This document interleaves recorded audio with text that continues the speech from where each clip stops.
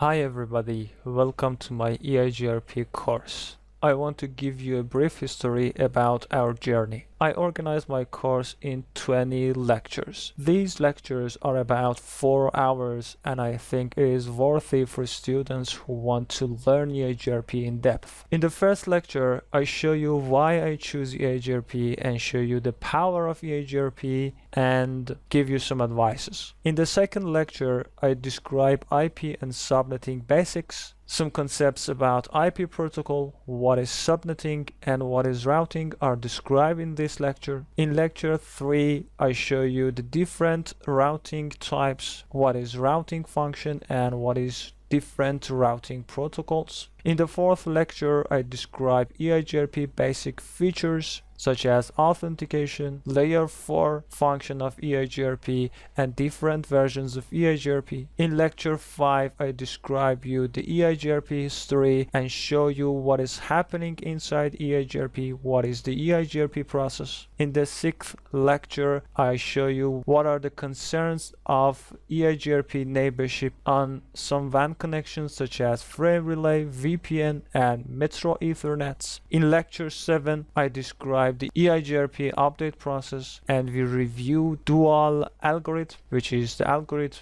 that Cisco uses for update. In lecture 8, I show you how Eigrp calculate the metrics, what is the formula and what are the factors that are involved in Eigrp metric calculation. In lecture 9 and 10, we configure the basic configurations of Eigrp for IPv4 networks and IPv6 networks.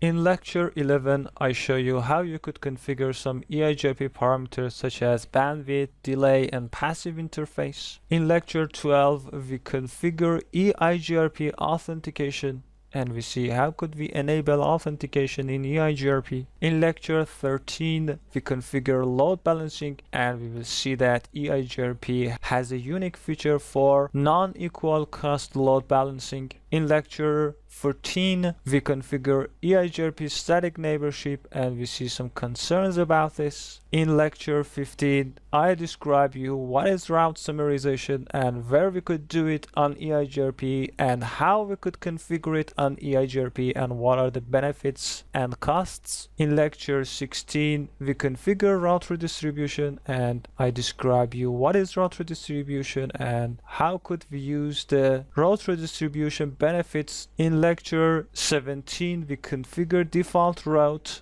advertisement with Eigrp and we see that how could Eigrp help us to advertise a default route in a routing domain. In lecture 18, I show you how you could filter some routes and prevent Eigrp to advertise them and how we could configure it. In lecture 19, we saw all of the past configurations in another mode which is called named Eigrp. Named Eigrp is a type of configuration for Eigrp that could help us to configure and troubleshoot Eigrp very easy because it manages all of the Eigrp related commands in one place and we could see all of our Eigrp configurations in a single place. Therefore, we could configure and troubleshoot Eigrp very easy. And finally, in the last lecture, I configure some miscellaneous Eigrp commands such as active timers, configuring key values, configuring offset lists. I describe you what is infinite number in Eigrp and some sort of information about Eigrp, and here we finish our course. And I think this course could help